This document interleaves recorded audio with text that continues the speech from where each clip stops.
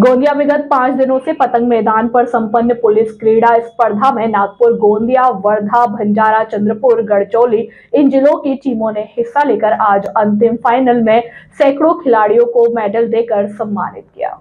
गोंदिया में विगत 5 दिनों से पतंग मैदान पर संपन्न पुलिस क्रीड़ा स्पर्धा में नागपुर, गोंदिया, वर्धा, भंडारा, चंद्रपुर, गढ़चिरौली इन जिलों की टीमों ने हिस्सा लेकर आज अंतिम फाइनल में सैकड़ों खिलाड़ियों को मेडल देकर सम्मानित किया।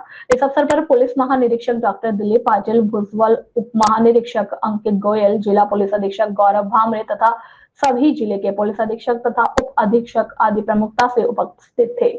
इस आयोजन में भारी आतिशबाजी के बीच गोंजे नृत्य आकर्षण का केंद्र बिंदू रहा। सतीश पार्थी की रिपोर्ट।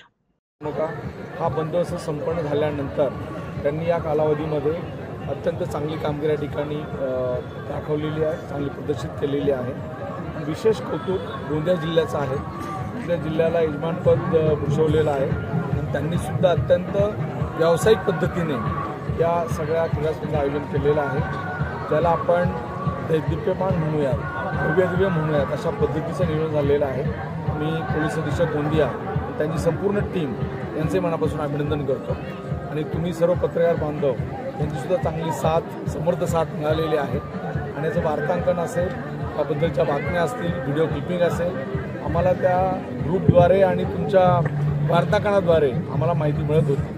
मी मनापासून आपल्या सर्वांचे त्या निमित्तानं अभिनंदन करतो। आपल्याला धन्यवाद देतो। सर, परीक्षेत 2025 मध्ये राज्यस्तरीय पोलीस क्रीडा स्पर्धा ह्या ठाणे शहर या ठिकाणी आयोजित होणार आहे आणि आपल्या नागपूर परिक्षेत्राचा संघ आम्ही आता निवडणार आहोत।